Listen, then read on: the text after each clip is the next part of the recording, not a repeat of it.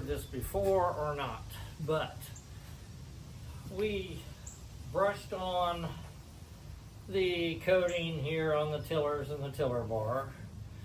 It doesn't have anything to do with the tiller bar. It just tells you about that it's wood that's getting coated with epoxy. In any case, after we brush it on, then we roll it with one of these rollers. If you give me that cover for the roller.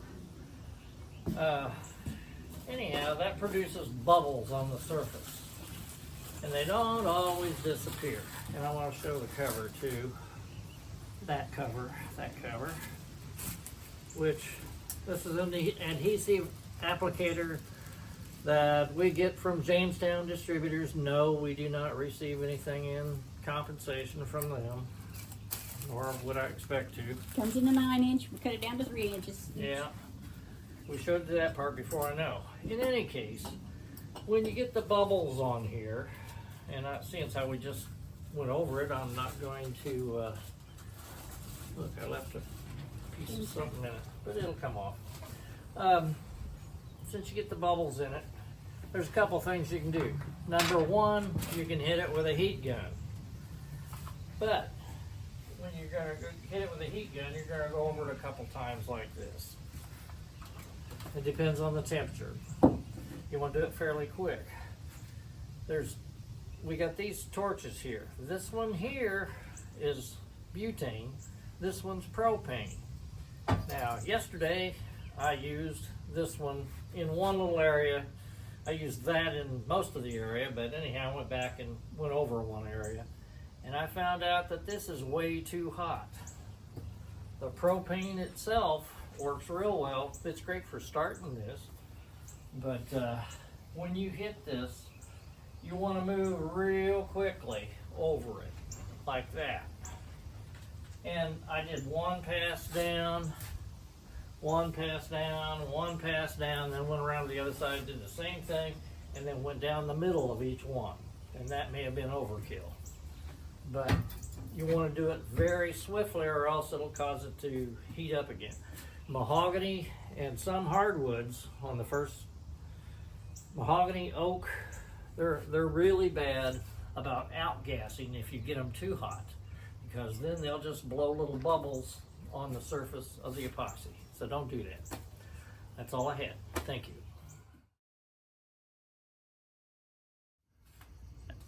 Action.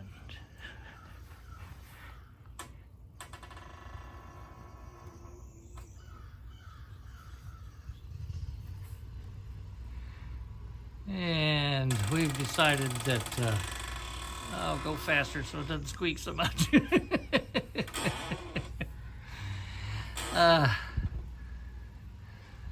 We actually have built 5 tiller handles now. I decided that the sapele and the cherry were entirely too heavy, so we built some out of fir and cedar.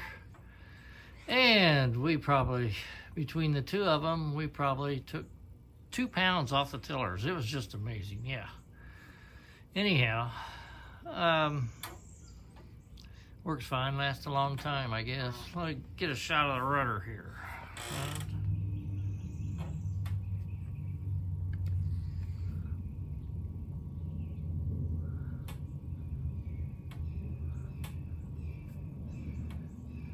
Needed a box of rocks, right? Okay, this is how using the belt sander. We had a little problem with our electric planer. I think I'm gonna have to put a new cord on it or something that wasn't working real well, so we just used the belt sander after we used the stationary big belt over there. Wait a minute, Vanna, I'll show you. Vanna's gonna show us This one here. that jobby. Yeah. But I'm looking at the grain here. After I laid it out, I'm thinking, well, should I turn that other board, this top board here, around so that the grain goes the same direction as this? But then if you look on the side of the wood here, you can see that the grain is going that way.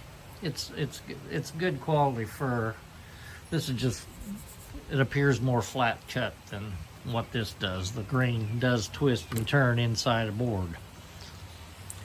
Anyhow, we're gonna work on the other 3 1/4 inch pieces. 3 1/4 inch piece of the mast. Okay, we measured off the distance for our 10-to-1 from here to here, 10 times the thickness of the plank. And then we ran a straight edge down here so that when I take it over here to the, let's see, can you see that device? Yeah, you can see that device. And I've even got a new belt now so that rather than the old belt that was totally worn out, it should cut through it a little bit more swiftly than it did last time. So anyhow, that's the start of our scarf, seeing as how our planer's not working On the 3 1/4 inch. on the 3 1/4 inch this time. I've got a board mounted upright on the bench that Kathy is standing at, just to steady the board as I'm sanding it on the belt sander. The belt sander is mainly used for touching up what we didn't get with the stationary sander. Use your hand and watch the lines on the boards that you've already drawn to follow the angle going down there. Make sure you've got a good runoff area at the end of the board for your sander. It really does go really well this way. And you could stack up more boards. You could do 5, 6, 7 of them all at once. We're doing 4 boards here. But the belt sander's a good way to go. And it works for me better than the hand plane.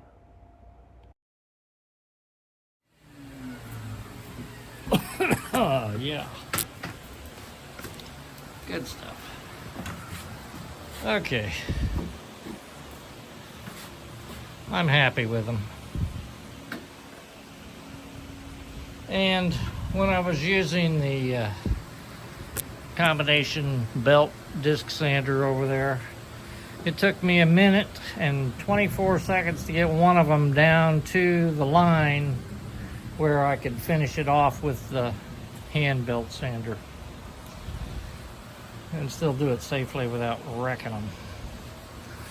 And this one, the grain looks good too. I mean, well, they're pretty close to the same boards. Anyhow, gonna have a nice firm mast. Is it ready? It's ready. It's ready. Okay, today we're scarfing the joints for the pieces we're making for the mast. And we've gone through on this end down here and tacked them to the bench with this in between them, this to that edge, just so we've got a straight surface to begin with. And then we nail it, like I said, tacked it down.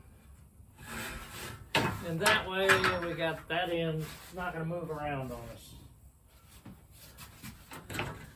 This one down here, we're putting on one at a time.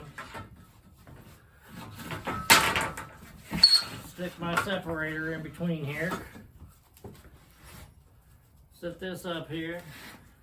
Oops, wait a minute. Let's turn my separator around. Yeah, what you hit.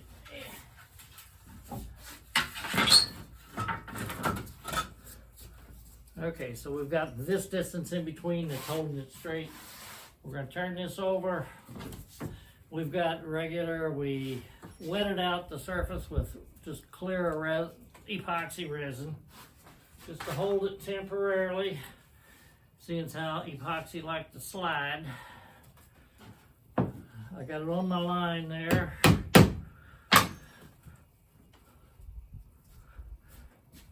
And then we're going to tack it to the table once again. A perfectly straight table. Yeah.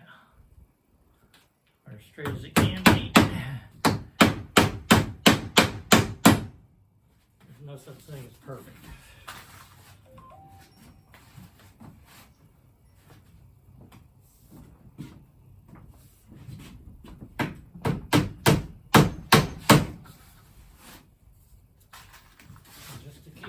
running into it down here. I'm going to put one in each one of these.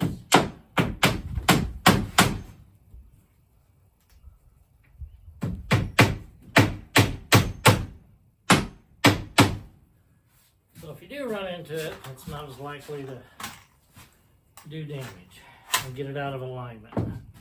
Okay, now we're going to pull these blocks out. Or not blocks, but nails. Trash can.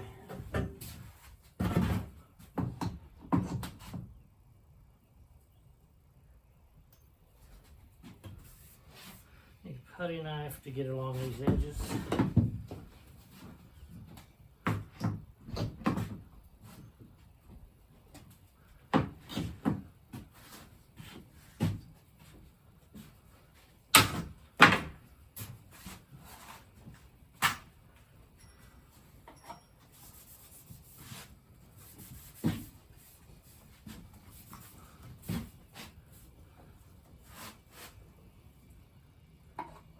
She's cleaning those up. Yeah, in here. Yeah. Okay, that's good. That's good.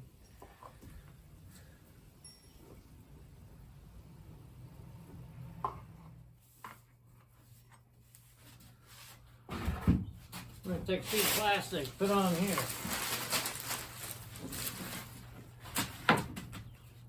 Then we're going to take another flat device. Then we're going to start putting weight on it. Let's see, where's the majority of the lines? Right there.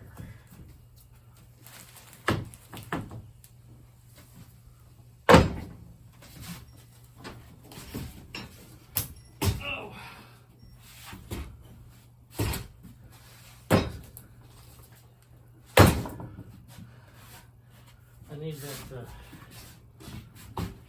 steel jobby down there underneath it.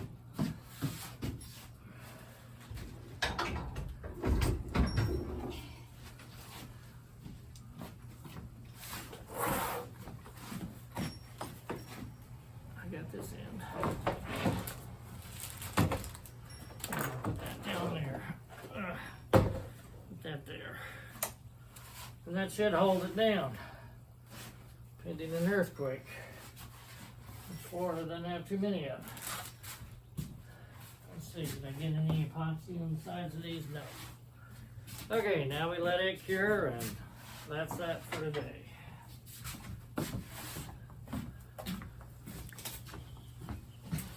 Okay, we've got the mass all cut the length. The scarves are done and cured. We're adding the triangular pieces inside the mast, which will actually designate the barriers for these two side pieces. We're going to coat the entire bottom. We're going to put some of the thickened epoxy underneath there. We're going to coat the one side because we like wood that's got at least a wet coat on it before we do anything.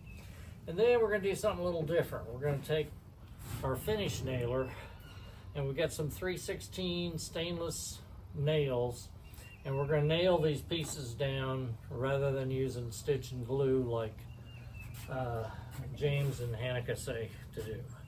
Anyhow, that's the story for what we're planning on doing today.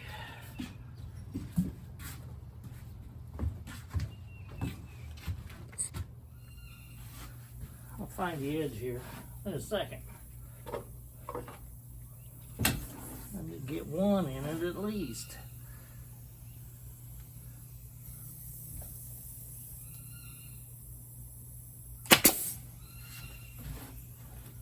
Pretty good there. Hold it, hold it.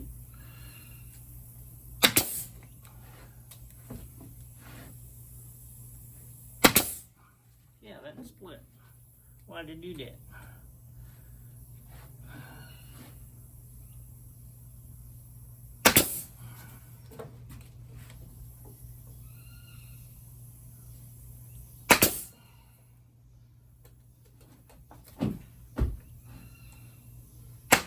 Okay. Okay, we finished getting these strips on the inside of the mast. Tomorrow we'll put the sides on. I know some people have reservations to put nails through there, but you just use nails that are like a 1/4 inch short, or well, less than a quarter. These are almost 3/8 of an inch shorter than what the thickness is of the wood. And hopefully we don't hit any of them with a plane, which I don't think we will in that section where they're put in. So we're calling that good for today.